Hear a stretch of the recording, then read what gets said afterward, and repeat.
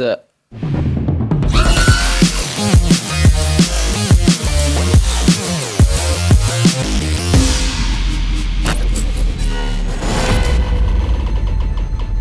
Yeah, you know about that new portfolio that I guess Eric brought to the table the other day? Yeah, I don't feel like this. That guy, okay. Today we're gonna be doing some pretty epic stuff involving the company that makes this. That is a DJI. DJI. What?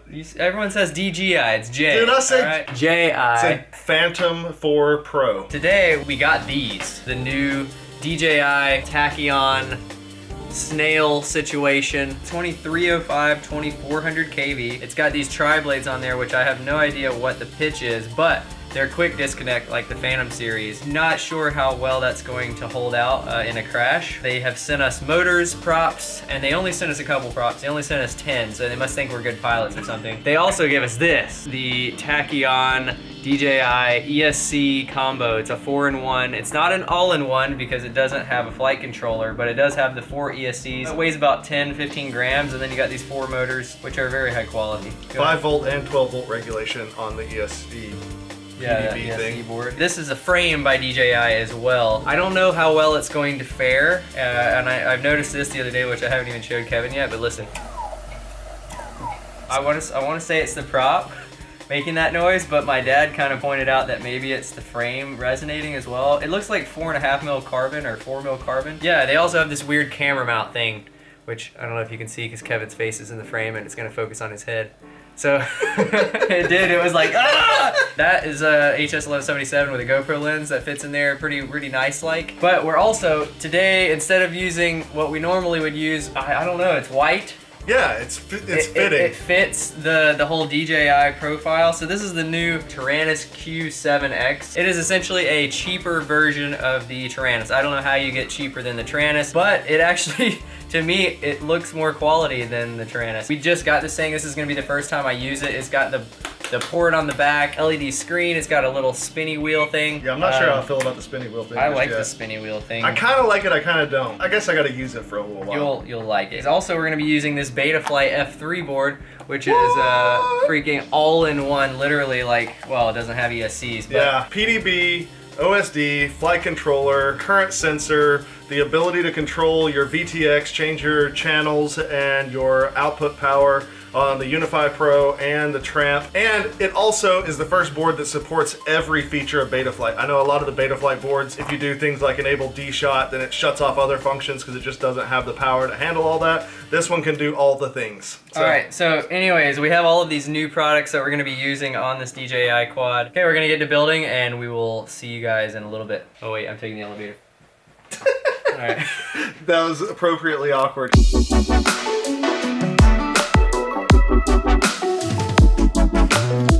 Tommy over here. While those guys, Kevin and Steele, are out working on this thing, I wanted to take a few minutes to just kind of go over this new DJI racer frame. This is a prototype, so I don't know what the final version is going to look like, but just keep that in mind. So right off the bat, it looks to be a completely symmetrical X design. It looks like there's provisions for both bottom-mounted battery as well as top-mounted battery. They've moved away from the standoff with sandwich plates kind of design. And instead, what they've done is CNC'd out of aluminum their own bracket, which is great because now you'll notice that it's got a multi-layer design. As you can tell, this is definitely made for their system, which is the DJI Snail motors, as well as their Tachyon ESC. So they've got mounting holes for your flight controller right there up top, but what you'll notice too is on the bottom or on the underneath side, which is this side over here, mounting holes to put this so that everything looks really nice. Jumping back over to the carbon fiber, I just noticed that the weaves are all in the vertical orientation. So if I were to try and bend this, so you can see it does allow me to bend. Is that big of a deal? I don't really think so, just because this right here is a lot of force. Theoretically, it probably shouldn't be that big of a deal. The camera mount, however, is very interesting. I'm personally a little afraid. I feel like this is gonna break in a pretty good crash. That said though, the material of this piece right here, I don't know what it is, but it feels like Delrin, and if it is Delrin, then I take that back. It's probably not gonna break. I'm not sure. Let's bring this back over to Kevin Steele and let's go find out what they have to say with it actually in flight. Easiest prop application ever. Ooh, okay.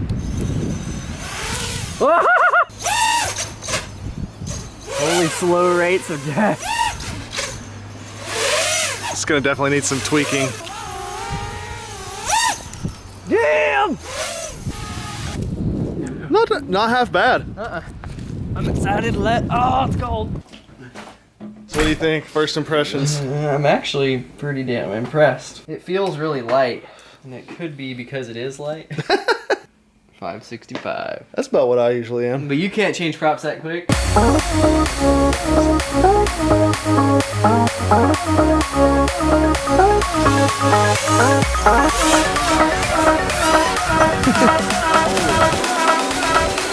Yeah.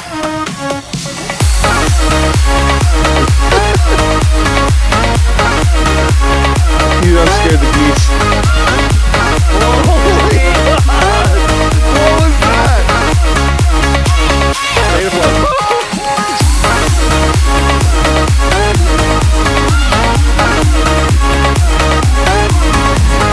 Oh my God, what the hell was that?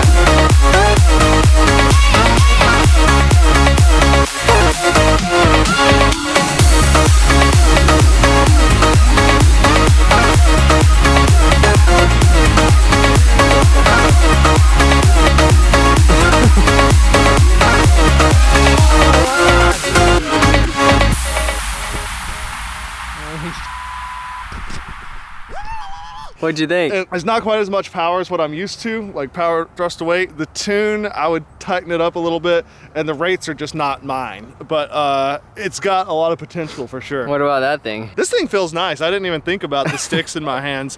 It was like, that's just normal. Yeah. I like this radio. I could use this. I like how it's not metal, so it doesn't turn into an ice cube while you're flying in the winter. Okay, so you've ripped Betaflight. You've ripped a DJI Racing Quad. I did. You've ripped the new QX7. Tell us, where are you headed next? I'm going to Mexico again. We got it together, we got it flying. It flew actually pretty well. I was impressed. I like the props, I like the motors. But we didn't crash it till we don't know if the prop Yeah, we don't know. The prop adapters are kind of what scare me. I thought they were gonna break and like snap off, but it didn't do it in flight, which was amazing. Yeah. The yaw authority was out of this world. I don't know why. I flew it, I felt like it was kind of loose.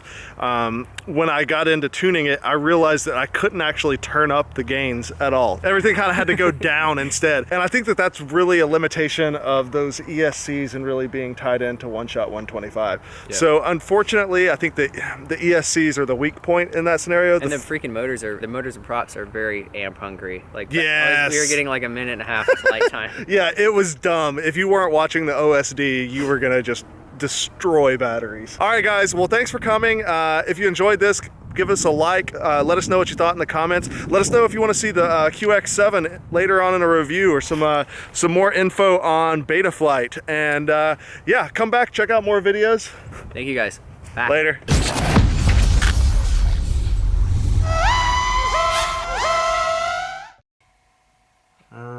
Buddy, I can't see. You gotta.